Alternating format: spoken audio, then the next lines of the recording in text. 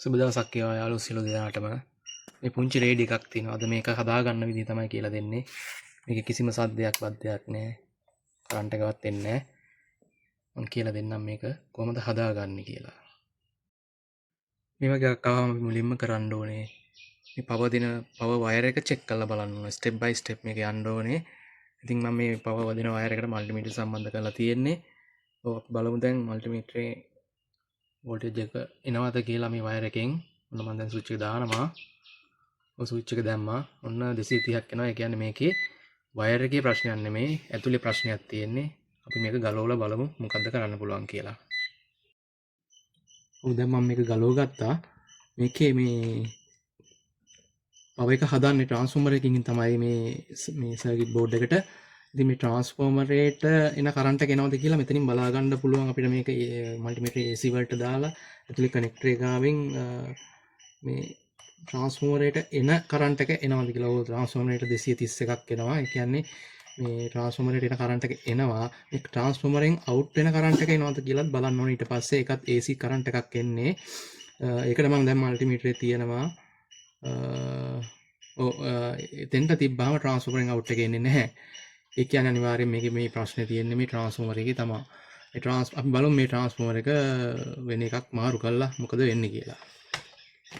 ඔව් දැන් මම මේකේ මේ ට්‍රාන්ස්ෆෝමර් එක ගලව ගත්තා. හොඳටම පේනවා මේක උණු වෙලා තියෙන්නේ. ට්‍රාන්ස්ෆෝමර් එක පිච්චිලා තියෙන්නේ. ප්‍රශ්නේ තියෙන්නේ මේකේ කිසිම වෝල්ටේජ් එකක් ඇම්පියර් එකක් මේකේ අවුට් වෙන ගාන මුකුත්ම මේකේ ගහලා නැහැ. ඉතින් මේ වගේ වෙලාවක අපි කරන්න ඕනේ මේ රේඩියෝ එකේ බැටරි දාන්න තියෙනවා නම් බැටරි කීයක් දාන්න පුළුවන්ද කියලා මේ බලන්න ඕනේ. ඇත්තටම මේක බැටරි දෙකක් දාන රේඩියෝ එකක්.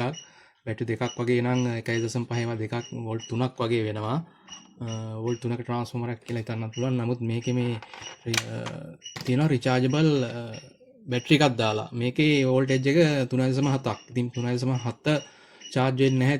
3 වෝල්ට්ස් ට්‍රාන්ස්ෆෝමර් එකක් අපි දැම්මොත් 3.7ට වැඩියෙන් එකක් තියෙන්න ඕනේ මේක චාර්ජ් වෙන්නත්. ඒක නිසා අපි දාලා බලමු මේකට 4.5 වෝල්ට් වගේ මිලි ඇම්පියර් 300ක ට්‍රාන්ස්ෆෝමර් එකක් මේවට යන්නේ වගේ රේන්ජ් එකක ට්‍රාන්ස්ෆෝමර් තමයි. අපි මාරු කරලා බලමු. මම දැන් මේ අලුත් ට්‍රාන්ස්ෆෝමර් එකක් ගත්තා. මේකේ මේ අර පරණ ට්‍රාන්ස්ෆෝමර් එකේ ක්ලිප් දෙක මේකට මම මේක පාස් ගත්තා.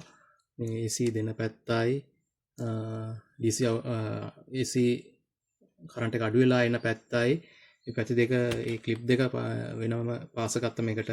අපි බලමු දැන් රේඩියෝ එකට මේක අමුණලා මොකද වෙන්නේ කියලා. දැන් මේ ට්‍රාන්ස්ෆෝමර් එක මම මේකට අමුණ ගත්තා. තිබුණ විදිහටම මම මේ DC අවුට් වෙන තැනින් තමයි මේ බෝඩ් එකට සප්ලයි එක එන තැනට තමයි මේ මල්ටිමීටර් තියාගෙන ඉන්නේ. ඉතින් දැන් මේකේ DC 4.4ක් වගේ වෝල්ටේජ් එකක් අවුට් වෙනවා. මම හිතන්නේ දැන් වැඩේ හරි. මේකේ ස්පීකර් ටික ඔක්කොම අමුණලා බලමු. ඔන්න රේඩියෝ එක මම හයි කරා. ඔක්කොම කම්ප්ලීට් කළා. දැන් බලමු.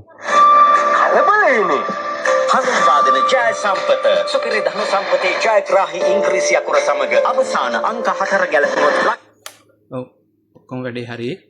වීඩියෝ එක බලපු හැමෝටම ස්තුතියි. සුබ දවසක් වේවා.